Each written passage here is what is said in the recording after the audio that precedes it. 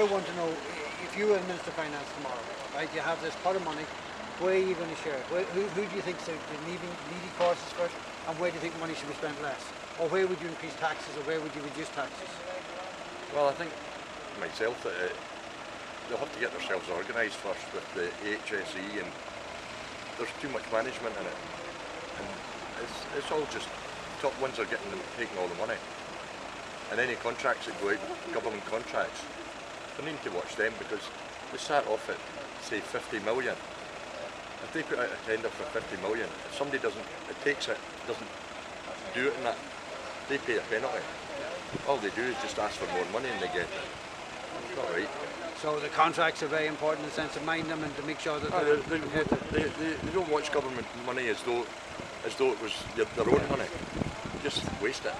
You're Minister of Finance tomorrow, and you kind of prioritise where your spending is going to be and where your taxes are going to be. Okay. What decisions might you make that will be different than what's happening today? Well, if you're asking me as an individual rather than as a Mary's Meals person, I think that we have other hospitals that are in much more need of support than building. I think the comment was, a state-of-the-art hospital worldwide.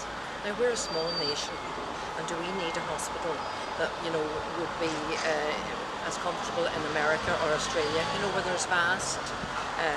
I know they're struggling. I know people in the local or even local hospitals are struggling to kind of get beds and different things.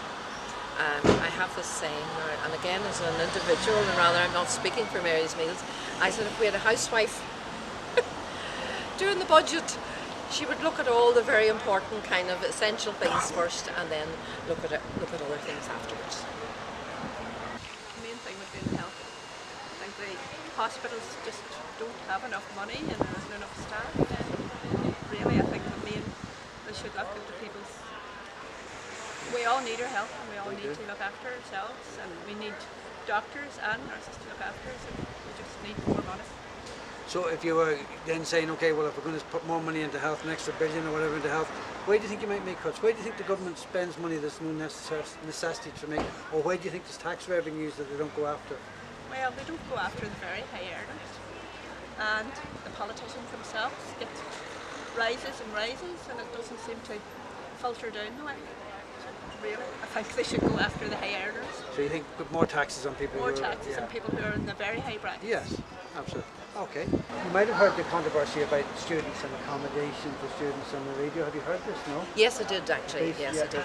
And basically, as someone living in Donegal who probably has family in Donegal, are you content that we're being basically told that if what you want to study for isn't available in Donegal, then you can't study for it if you're availing of a grant? Yeah. Well, that's a very difficult one, really. I'm not an expert by any means on it, but I do know that the accommodation is not as expensive here as it is in, say, Dublin and places like that. And I think, the way there was a cap put on rents, I think there should be a cap put on that as well. And, different people have even rooms in their houses if there was some incentive. Like I have even kept students that needed, just maybe a year to finish their time, and I didn't charge them actually, but I mean, that's other people. If they could comfortably just do that without it affecting their pension and kind of different things, I think they might do that. And if you had some money to spend as Minister of Finance, where do you think your priorities would be? Now that is a good one.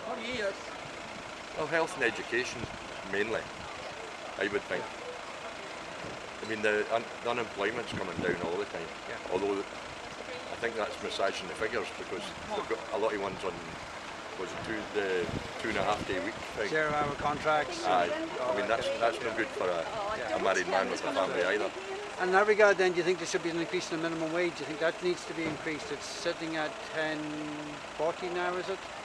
I think it is, yes. 980, sorry. 980. 980. If you're over 20 with more than 2 years. Yes, but nobody can live on the minimum wage. Yeah. And then they say the average wage is 800 and something. There's very few people in Donegal going to be getting 800 a week for a 40-hour week. So you think the scope for increasing the minimum wage?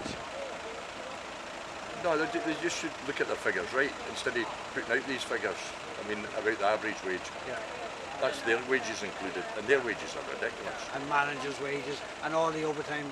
Well, a private company, yes, they're doing it on their profits, but the government's doing it on our money. Yeah. I mean, they're paying themselves big wages. I mean, you would live on their expenses. A family would live on the expenses they claim every year.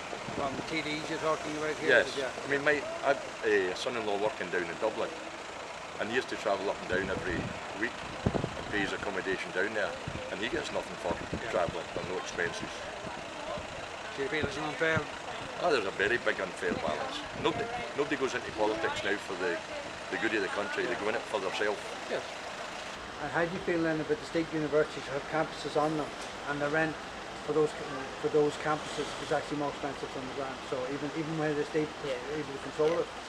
I mean, I don't think that higher education should just be for the wealthy who can afford it. Do you know? So obviously the grant should meet the realistic expense. Yeah. And students need to do their part too. Absolutely. You know, and do the work and you know that the investment that's put into them. Okay. Thank you so much. Thank you. Okay. Well, So- I do think you should be able to study where you want, whether you have the finances or not. It shouldn't be implemented. So you think that maybe the people grants should who be- have the abilities Yeah. should Yeah. be able to study. So you shouldn't be just limited by your parents' finances No, as to whether shouldn't you be can limited by become a your doctor or parents' not. finances, no. Okay. Definitely not. Tell me this, you would have maybe heard in the local media about the students, how the students' grants have been aren't enough to cover the accommodation costs. Say for example, like your nephew living in Dublin, Yes. they're not able to go. And basically the ministers are coming back and saying, well look, in that sense people in Donegal should stay in Donegal and go to college in Donegal, so if you want to become a doctor in Donegal, there's no opportunity for you because you... Well, that's what I was going to say. They have to go to Galway or Yeah. Dublin and pay the fees down there. So you think when a government minister is saying something like that, I certainly would feel it, it's not in the real world. Oh, not at all. Half of them aren't in the real world. I mean, even the Donegal politicians, once they're in a wee while, they're going to get their pension. A minister or a TD gets a pension after 5 years. Yeah. I mean, what other job would you be able to go into and get a pension out of it? They should wait till 66 like everybody else. Before they get the pension. Aye. Yeah. Aye. Okay, thank you very much. That's no problem. All right, thank you.